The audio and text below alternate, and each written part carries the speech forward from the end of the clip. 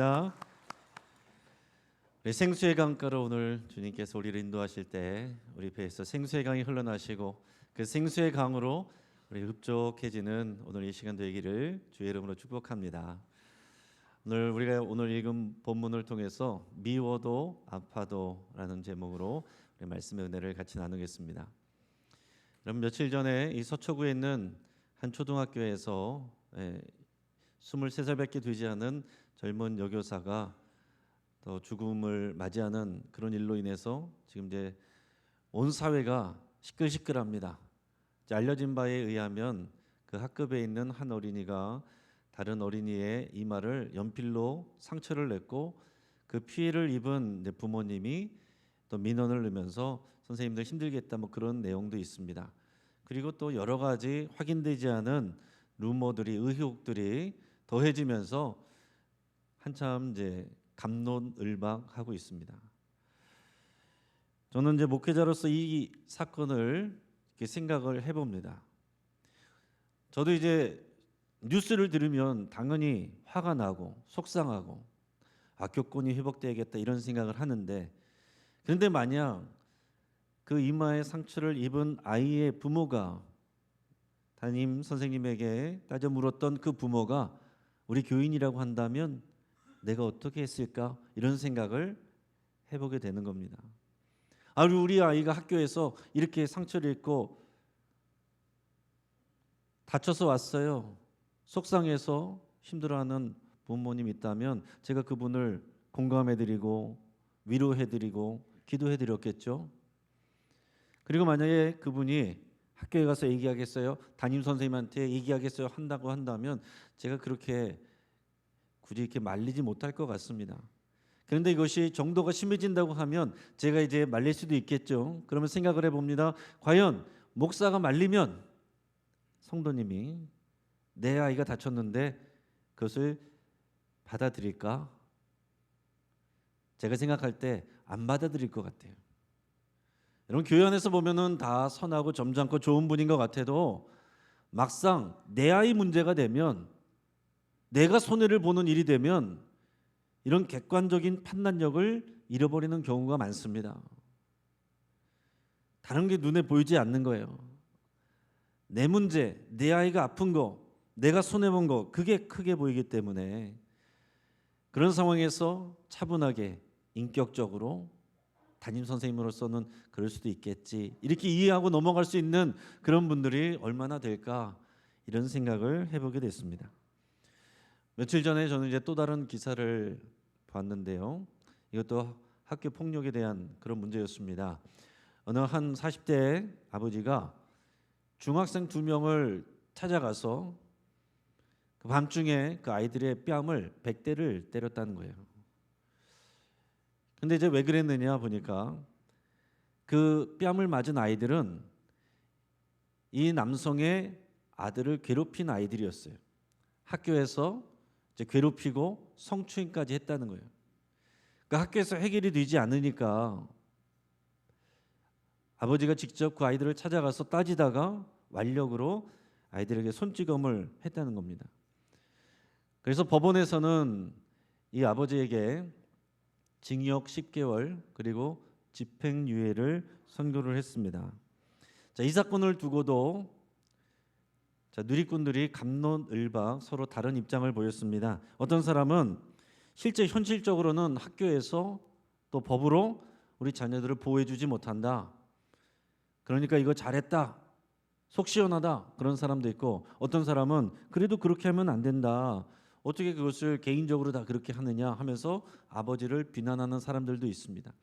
여러분, 이것도 마찬가지예요. 남의 이야기로 보면, 신문 기사를 보면 우리가 저마다 각자의 생각들이 있을 수 있을 거예요. 그러나 막상 내 아이의 문제라고 생각하면, 내 일이 된다고 하면 입장이 또 달라진다는 얘기입니다. 내 아이가 뺨을 맞았어요. 물론 내 아이가 다른 아이에게 해코지를 했지만은 그 학교에서 있을 수 있는 일 아닙니까? 애들끼리. 그런데 어른이 와서 내 애의 뺨을 100대를 때려요? 강하게 처벌해 주시오. 그 정도 갖고는 안 됩니다. 이렇게 하겠죠. 근데 막상 내 아이가 피해를 입는 입장이라고 한다면 그럴 수도 있죠. 얼마나 화가 났으면 그렇겠습니까? 학교에서 어떻게 지켜줍니까? 법이 지켜줍니까? 이러면서 두둔할 겁니다. 어떤 분들은 그래도 그렇지 순리적으로 합리적으로 법적으로 해야지 학교에다가 얘기를 하고 학교에서 처리하게 해야 되지 그거를 학부모가 직접 하면 됩니까? 이렇게 생각하는 분들도 있습니다. 그럼 어떻게 해요? 학교에다가 얘기를 하고 담임 선생님께 얘기하고 그러다 보면 담임 선생님 뭐 했습니까? 원망하게 되고 담임 선생님에게 따져 묻게 되고 그러면 담임 선생님 또 스트레스 받겠죠. 여러분 우리가 내 문제를 생각하면 쉽지 않다라는 얘기입니다. 또 제가 개인적으로 경험한 일인데 예전에 목회하던 곳에서 우리 교회에 다니는 여고생 2명이 또 고1이 된 여고생 2명이 학교폭력위원회에 또 회부가 돼서 벌칙을 받는 일이 있었습니다. 그 반의 한 학생을 따돌림을 했다는 거예요. 이 2명만이 아니라 한 7, 8명이 같이 이제 처벌을 받게 됐는데 그런데 제가 아는 그 학생들은 그 아이들은 그럴 만한 아이들이 아니거든요. 믿음이 좋고 예의 바르고 그 부모님도 제가 잘 알고 신앙도 다 좋은 분들이에요. 전혀 상상이 안 되는 일입니다. 근데 이제 이 일로 인해서 속상해하면서 그 이제 어머님이 저에게 이제 기도 제목을 부탁하고 그러면서 이야기를 들었는데 이제 왕따를 당한 아이는 원래가 이제 소심하고 예민한 제 아이입니다. 그런데 이제 중학교에서 고등학교로 올라가면 학기 초가 굉장히 아이들에게는 중요하대요. 왜냐하면 초반에 이제 그룹이 다 생긴답니다. 이제 친한 아이들이 이제 그룹이 생기는 거죠. 근데 그때 그룹이 안 생기면 난처해지는 상황이 이제 점심 먹으러 갈 때 같이 먹을 아이들이 없어지는 거예요. 근데 이 소심한 아이, 예민한 아이는 그 그룹에 들어가지 못한 겁니다. 그리고 이제 우리 교회 다니는 아이들은 자연스럽게 그룹이 생긴 거예요. 점심시간이 됐습니다. 친한 아이들하고 같이 밥을 먹으러 갔어요. 그럼 문제라고 누가 생각을 하겠습니까? 그런데 그 소심하고 예민한 아이가 나는 왕따 당했다. 이렇게 얘기를 한 거예요. 그리고 이제 반에 이제 카톡방이 요즘은 다 있죠. 거기서 이제 아이들이 다 글들을 다는데 이 예민하고 소심한 아이가 글을 올렸는데 다른 아이들이 아무도 댓글을 안 달은 거예요. 그러니까 이 아이가 나 반에서 왕따 당했다. 부모님한테 얘기하고 학교에 대해 얘기해서 학교폭력위원회가 열리고 이 아이들이 처벌을 받게 된 상황에 이르게 된 것입니다. 여러분 생각해 보면 어른들도 다 그러지 않습니까? 저도 교회 안에서도 마찬가지로 교인들에게 끼리끼리 다니지 마시고 좀 새로운 분들하고 같이 어울리시고 챙겨주시고 하세요. 그렇게 얘기를 해도 그게 잘 됩니까? 식당에 가면 자연스럽게 여러분 가까운 분들하고 앉아 있지 않아요? 차를 타고 어디 이동하면 여러분 친한 사람들하고 같이 앉아서 가고 싶지 잘 모르는 분들, 어려운 분들 그런 분들하고 같이 앉아서 가려고 하는 분들이 많냐라는 것입니다. 여러분 카톡방에 전체 카톡방에서도 누군가 글을 올리는데 나와 별로 친하지도 않고 잘 모르는 사람이 글을 올리면 댓글을 안 달을 수 있어요. 그러고서 거기에 대해서 미안하게 생각하거나 또 죄책감을 갖거나 하는 분들이 어디 있습니까? 수련을 하거나 모임을 할 때 조를 짜도 다 가깝고 친한 분들하고 같은 조 되기를 원하지 잘 모르는 사람, 어색한 사람, 낯선 사람, 또 예민한 사람 그런 분들하고 같이 조되는 거 누가 좋아합니까? 그러나 교회에서 그거 가지고 처벌할 수 있어요? 못하죠.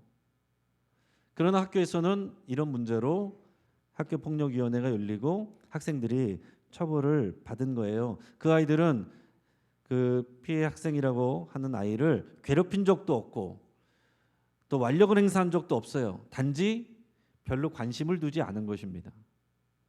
제가 이 사건을 보면서 제가 물론 그 안에 또 다른 내밀한 이야기가 있을 수도 있지만 뭐 모를 수도 있겠죠. 그러나 그 사건을 경험하면서 저도 이제 생각을 한 것은 뭐냐면 우리가 일반적으로 알려지고 들려지고 보여지는 가해자와 피해자라고 하는 것들이 그런 관계가 전부가 아닐 수 있겠구나. 어느 순간 나도 모르게 가해자가 될 수도 있고 어느 순간 나도 피해자가 될 수도 있고 내가 그러지 않았는데 누군가 나에게 피해를 입을 수도 있겠구나 하는 생각을 하게 됐습니다. 제가 오늘 이 얘기들을 하는 이유는 뭐냐면 오늘 학교 폭력 얘기나 또 교권 회복에 대해서 말씀드리고자 하는 것이 아닙니다. 누구에게나 공통된 기본적인 인간 관계에 대해서 말씀을 나누고자 하는 거예요. 여러분, 우리가 신앙생활하는 게 보이지 않는 하나님이 나를 어렵게 합니까? 눈에 보이는 사람들이 나를 어렵게 합니까? 신앙생활이 어려운 것은 하나님 때문에 어려운 게 아니에요. 눈에 보이는 사람이 나를 아프게 하고 힘들게 하는 거죠. 각자 만나보면 다 좋은 분들인데 그분들끼리 서로 아파하고 상처를 주고 힘들어하고 그런 경우들이 얼마든지 교회 안에 있을 수 있습니다. 또 교회 안에서는 너무나도 좋은 분인데, 나에게는 너무 잘해주는 분인데 교회 밖에서는 갑질을 하고 피해를 주고 다른 사람들에게 또 비난을 받는 그런 분들도 있을 수 있어요. 여러분, 교인들 간에 성도들 간에 갈등이 생기고 또 분쟁이 생기면 목회자는 참 처신을 잘해야 됩니다. 근데 쉽지가 않아요. 한 분 한 분 만나서 이야기를 들어보면 그분 입장에서는 그럴 수 있겠구나 생각이 들어요. 근데 상대방 입장에서 어떻게든 얘기해 주려고 하죠. 그러면 보통 그것을 잘 받아들이기보다 왜 내 입장을 그렇게 이해해 주지 않아요? 화를 내는 경우들이 많습니다. 왜 내 편을 안 들어줘요? 그래서 자칫하면 한쪽 편을 들면 다른 편에서 오해를 받을 수 있고, 양쪽의 편을 다 들어주면은 또 양쪽에서 또 미움을 받을 수도 있어요. 참 쉽지가 않은 일입니다. 성도님들을 만나보면 목회자에게 상처받은 사람들 많고, 목회자들 그룹에 나가보면 성도님들에게 상처받은 목회자들 많습니다. 저마다 각자 그러게 아픈 마음들을 가지고, 그래서 어떤 분들은 교회를 다니면서 마음을 닫고 다니는 분들이 있어요. 그러면서 목사가 어떻게 저럴 수 있어? 장로가, 권사가, 안수집사가, 중직자가, 교회 오래 다니는 사람이, 교회 다니는 사람이 어떻게 저럴 수가 있어? 그런 생각하면서 교회는 나와도 하나님만 만나고 사람은 안 만나리라 마음 닫고 다니는 분들이 있을 수 있다는 얘기입니다. 그래서 좋은 교회를 찾아다니죠. 그러나 여러분, 결코 성공하기가 어렵습니다. 왜냐하면 아무리 좋은 사람이 모여 있어도 다 완전하지가 않아요. 지내고 보면 다 비슷비슷합니다. 여기서 만난 사람, 그런 비슷한 사람 다른 데 다 있어요. 목사님들이 많이 말하는 것 중에 하나가 뭐냐면 나무 십자가 피하면 철 십자가 만난다, 그런 얘기합니다. 더 심한 사람 만난다는 얘기죠. 그래서 여러분, 우리가 신앙의 과제는 좋은 교회를 찾아내는 게 신앙의 과제가 아니에요. 우리의 믿음으로 이 어려운 인간관계를 어떻게 믿음으로 이것을 받아내느냐, 어떻게 살아내느냐, 이게 우리의 신앙의 과제인 것입니다. 그러니까 결국 우리의 믿음의 수준은요, 믿음의 수준은 인간관계를 어떻게 하느냐, 그 성숙도가 우리의 믿음의 수준입니다. 하나님께서 우리에게 율법과 말씀을 주셨는데 예수님은 그것을 두 가지로 간단하게 요약해 주셨습니다. 하나님 사랑과 이웃 사랑이에요. 10계명의 4가지 계명은 하나님 사랑하는 것과 관련되고 나머지 6가지는 대인관계에 대한 것들이에요. 그러니까 우리 믿음 생활에 있어서 실제적으로는 이 인간관계가 진짜 우리의 신앙의 과제다라는 얘기입니다. 나는 하나님 사랑합니다. 그러나 나머지 6계명은 생각을 안 해요. 그러면서 나는 또 다른 사람들은 신앙이 좋다라고 스스로 착각하고 생각할 수 있지만 내가 그 인간관계를 어떻게 하느냐가 우리의 믿음의 진짜 수준이다라는 것이고 그것이 우리의 신앙의 과제다라는 겁니다. 이런 문제들을 생각하면서 하나님의 말씀을 생각하고 묵상을 할 때 하나님께서 오늘 본문을 떠올리게 하셨습니다. 우리 빌레몬서 우리가 읽었는데 빌레몬서는 사도 바울이 빌레몬이라는 사람에게 보내는 편지예요. 빌레몬은 도시 이름이 아니고 사람 이름입니다. 단 한 장으로 된 짧은 서신이에요. 하지만 이 안에는 여러 가지 인간관계가 들어 있습니다. 그리고 신앙의 중요한 과제에 대한 해결책을 주고 있어요. 우리가 그냥 읽다 보면 생각 없이 쉽게 읽고 넘어갈 수 있지만 이것이 내 문제를 생각하면 결코 쉽게 읽을 수 없는 그런 내용입니다. 오늘 본문에는 세 사람이 나옵니다. 사도 바울이 나오고 빌레몬이 나오고 오네시모가 나와요. 빌레몬은 어떤 사람인가 하면 사도 바울을 통해서 복음을 듣고 그리스도인이 된 사람입니다. 그리고 소아시아 지역 골로새에 사는 부유한 헬라인이고, 그리고 지금 골로새 교회의 지도자 중에 한 사람이에요. 자, 오네시모는 어떤 사람이냐면 빌레몬의 종이었던 사람입니다. 그런데 이 오네시모가 어느 날 자기 주인의 빌레몬의 돈을 훔쳐서 도망을 갔어요. 근데 어떤 과정인지 모르지만은 사도 바울을 만나게 되고 그에게 복음을 듣게 되고 예수님을 믿는 그리스도인이 됐습니다. 새 사람이 됐어요. 그래서 지금은 사도 바울을 섬기고 돕고 있습니다. 사도 바울은 지금 로마에서 가택연금 상태로 살고 있어요. 갇혀 있습니다. 그러나 일반 감옥보다는 비교적 자유롭지만 감옥에 갇혀 있고 어려움을 겪고 있습니다. 그런 사도 바울에게 지금 이 오네시모는 너무나도 소중한 존재예요. 없어서는 안 될 그런 존재입니다. 그래서 10절에서 보면 사도 바울이 그를 뭐라고 표현하냐면 갇힌 중에서 낳은 아들이다. 내 영적인 아들. 내가 갇힌 중에서 그를 만나 복음을 전하고 그는 내 영적인 아들이 되었다. 그리고 나중에 보면 내 심장 같은 존재라는 표현을 합니다. 그렇게 사도 바울에게는 좋은 사람이에요. 근데 지금 빌레몬에게는 그 마음을 아프게 하고 상처를 준 나쁜 사람이죠. 지금 사도 바울의 입장에서는 지금 오네시모가 내게 있는 게 좋습니다. 그런데 나중에 보니까 사도 바울도 잘 알고 있는 본인의 제자이기도 하고 영적 아들이기도 한 이 빌레몬의 종이었다는 걸 알게 됐어요. 그리고 그 돈을 훔쳐갖고 나와서 그 마음을 아프게 했다는 것도 알게 됐습니다. 피해를 입혔다는 것도 알게 됐습니다.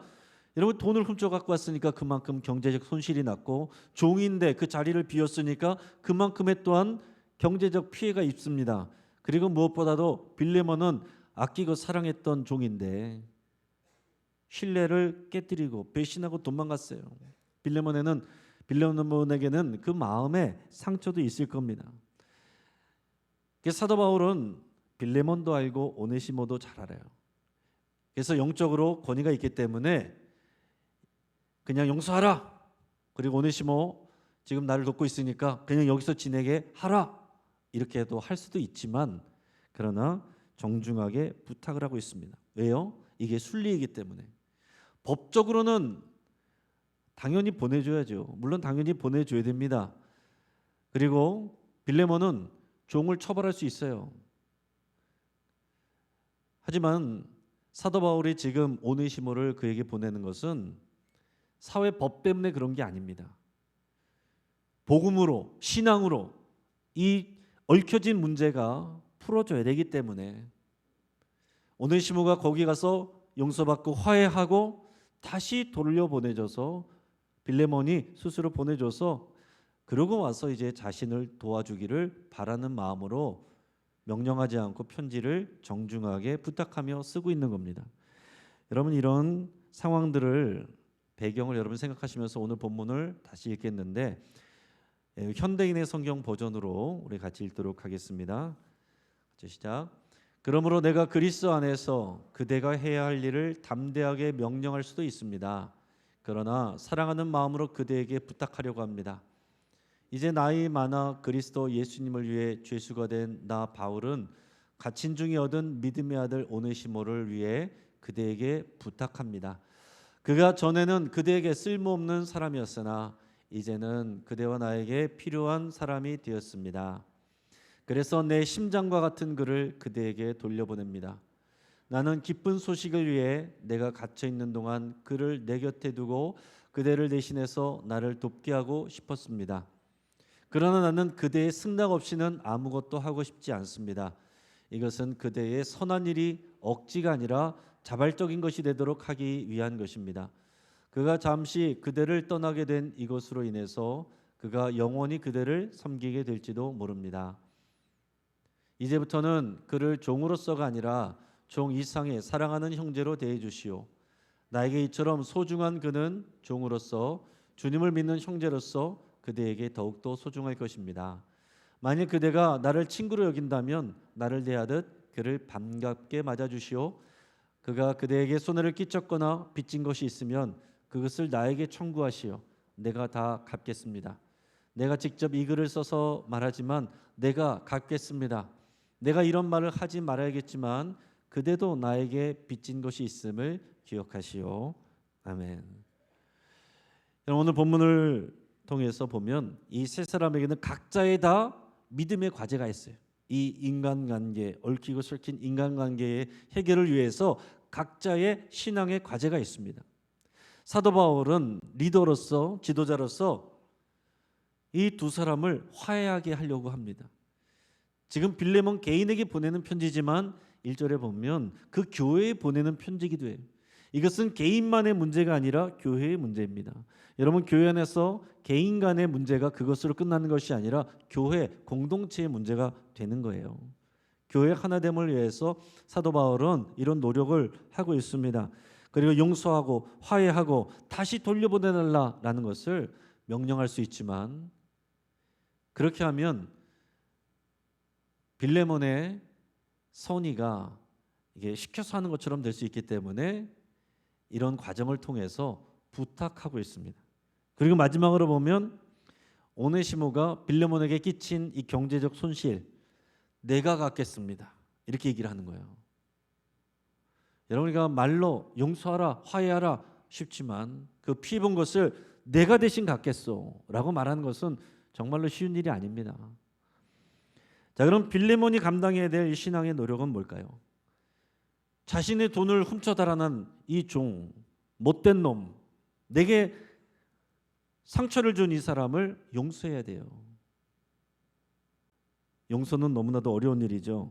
교회에서 늘 얘기되지만 잘 안 되는 것이 용서입니다. 사회법적으로 문제가 없어요. 처벌해도 됩니다. 당연히 훔쳐간 것을 갚아야 되고 그 이상으로 갚아야 되고 처벌해야 됩니다. 그렇게 해도 돼요. 법적으로 문제가 없습니다. 법적으로 하면은, 사회적으로 하면 그것은 정의예요.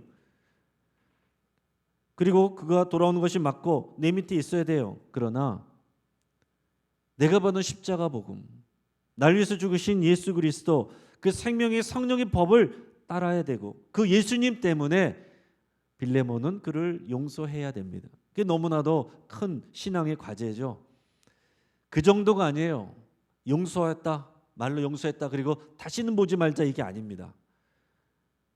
빌레몬의 과제는 뭐냐면 그를 종이 아니라 이제는 그 이상으로 사랑하는 형제로 대해 주시오.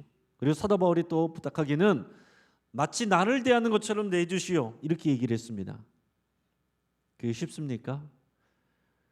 용서하는 것도 어려운데 더 나아가서 그를 종인데 자유인인 것처럼, 일반 시민인 것처럼, 일반 성도로서, 더 나아가서 스승인 사도 바울을 대하는 것처럼 대해달라는 겁니다. 그게 얼마나 어려워요? 그 당시에 사회적인 법과 상식으로는 맞지 않는 일이죠. 하지만 여러분, 실제 법과 상식보다 예수님의 시선으로 바라보는 것, 그리고 그 생명의 성령의 법을 따라가는 것, 이게 신앙입니다. 사회법을 넘어서는 생명의 성령의 법을 따라가는 것, 이게 신앙의 일이죠. 안 될 것 같지만 됩니다. 우리 한국 교회 초기에 다 이런 순종들이 있었어요. 그때 반상의 구별이 있을 때에 예수님을 믿고 그리스도인이 된 양반들은 이 생명의 성령의 법을 따라서 노비들의 문서를 찢어버리고 불태워버리고 그들을 자유인으로 풀어줬습니다. 교회 성도로 대해줬습니다. 함께 예배했습니다. 형제자매라고 불렀습니다. 그리고 더 나아가서는 양반 출신의 장로님이 노비 출신의 목사님을 담임 목사님으로 잘 모신 그런 아름다운 이야기들도 우리 한국 교회사에 있어요. 안 되는 이야기가 아니라 그때는 했는데 지금은 잘 안 하고 있는 게 현실입니다. 여러분, 그러면 오네시모는 어떨까요? 오네시모도 쉽지는 않을 거예요. 빌레몬에게 돌아가야 됩니다. 그 얼굴을 어떻게 봅니까? 너무나도 미안한데 그냥 나는 회개했고 하나님께 용서받았으니 그냥 그러고 좋은 게 좋은 거지 하고 지내면 좋을 것 같지만 오네시모는 가야 돼요. 그 얼굴을 봐야 됩니다. 그리고 자신이 잘못했다고 인정하고 사과하고 용서를 구해야 돼요. 내가 예수님께 용서받았으니까 끝이 아닙니다. 사죄하고 용서를 구해야 됩니다. 여러분, 남을 용서하는 것도 어렵지만 내 죄를 인정하고 용서를 구하는 거, 이거 참 어려운 일이에요. 요즘 시대에 참 어려운 일입니다. 세상 법으로는 사람들은 절대로 미안하단 말 하지 말라 그럽니다. 교통사고 나도 그러잖아요. 보험회사에서 대리인이 와서 다 해결할 테니 절대로 미안하다는 말 하지 말라 그래요. 그럼 나중에 법적인 책임을 물을 수 있으니, 커질 수 있으니 하지 말라 그럽니다. 그래서 내가 피해를 입혔는데도 법으로 해결하고 보험으로 해결하고 돈으로 해결하고 찾아가서 사과도 안 합니다. 이게 요즘에 이 시대의 모습들이에요. 내 잘못을 인정하는 거 다들 안 하려고 합니다. 그런데 우리는 그리스도인으로서 내 죄를 인정하고 잘못을 인정하고 실수를 인정하고 용서를 구하는 것, 이게 신앙의 실제다라는 얘기입니다. 사랑하는 성도 여러분, 오늘 본문에서 보여지는 내용들은요, 그냥 책 속의 이야기가 아니라 믿음의 실제입니다. 눈에 보이는 사람들에 대한 그 믿음의 실제, 보이지 않는 하나님을 믿는 거 여러분 쉽죠.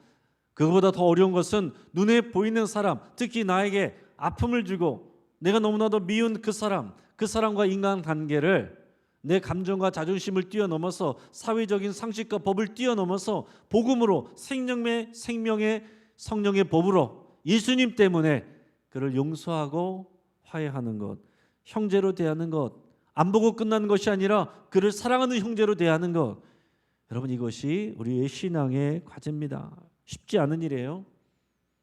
그러나 결국 우리가 믿는 십자가는 무엇입니까? 그것은 십자가는 부적이 아닙니다. 십자가의 의미는 용서와 화해예요. 우리를 대신해서 십자가 지신 예수님을 믿으면 무슨 일이 일어납니까? 예수님 때문에 우리를 용서하시고 우리가 하나님과 화해하게 되는 거예요. 그리고 더 나아가서는 우리가 이웃들과 성도들과도 화해하게 되는 것입니다. 내가 하나님과는 화해했는데 이웃들과 성도들과 화해하지 않는다? 그것은 복음의 반쪽이죠. 여러분 이것은 그러나 내가 은혜 받지 않고는 되지가 않습니다. 내가 지금 상처와 아픔으로 굴레 씌워져 있는데 내가 너무 힘든데 용서하라, 화해하라, 사랑으로 대하라, 일종의 폭력처럼 들릴 겁니다. 절대로 우리 수준으로 되는 게 아니에요. 목사 수준으로도 안 됩니다. 장로님 수준으로도 안 돼요. 오직 예수님 수준으로만 됩니다. 우리의 믿음은 뭡니까? 그리스도 안에서 내가 죽고 그리스도의 이름으로 사는 것, 이게 신앙생활이에요. 예수님은 믿는데 여전히 내가 살아서 내가 판단하고 내가 정죄하고, 이것은 믿음이 아닙니다. 오직 내가 그리스도 안에서 죽었음을 고백할 때에만, 내가 받은 그 사랑을 고백할 때에만 이게 가능해지는 것입니다. 우리가 죄인일 때 예수님이 나를 위해서 십자가에서 죽으셔서 우리를 향한 하나님의 사랑을 확증해 주셨습니다. 신앙생활 잘할 때가 아니에요. 마찬가지로 우리가 남을 용서하는 것은 그 사람이 용서를 구하고 잘할 때가 아니라 여전히 그 죄 가운데 있을 때, 그럴 때 우리는 용서를 믿음으로 선포하는 것입니다. 그 사람이 그렇게 받아주지 않아도 나는 그 사람을 사랑하는 형제로 대하는 것, 그것이 우리의 믿음의 과제예요. 사도 바울은 이 상황을 하나님의 섭리로 이렇게 바라보고 있습니다. 오늘 15절의 말씀을 공동 번역으로 한번 같이 읽어보겠습니다. 그가 잠시 동안 그대에게서 떨어져 있었던 것은 아마 그를 영원히 그대의 사람으로 만드시려는 하나님의 섭리인지도 모릅니다. 아멘. 이게 무슨 얘기예요? 오네시모가 잘못을 했고 이게 지금 문제가 났고 사고가 났고 그런 관점으로만 보는 것이 아니라 하나님의 섭리를 보면 이것은 잠시 이런 일로 인해서 떨어졌지만 그로 인해서 오네시모가 복음을 듣고 구원을 받고 이렇게 해서 다시 화해하게 되어 영원히 함께하게 되는, 이게 하나님의 마음이고 하나님의 섭리일 수 있습니다. 이렇게 보는 겁니다. 사랑하는 여러분, 우리 마음을 아프게 하고 힘들게 하는 사람들, 그 사람들이 없어지면 교회가 좋은 교회가 될 것 같죠? 그게 아닙니다. 그 사람들은 하나님이 나의 구원과 성숙을 위해서 나에게 보내주신 사람들이에요. 나를 위해서 수고하는 사람들입니다. 이것이 하나님의 섭리로 바라보는 해석이에요. 여러분 이것은 개인의 문제가 아니라 교회의 사명입니다. 미워도 아파도 나를 용서하시고 사랑해 주신 주님이 계십니다. 그렇기 때문에 우리도 미워도 아파도 우리는 그리스도 안에서 다른 사람들을 용서하고 화해해야 될 신앙의 과제가 있습니다. 그것을 감당하시는 저 여러분 되기를 주의 이름으로 축복합니다. 이 시간 같이 한번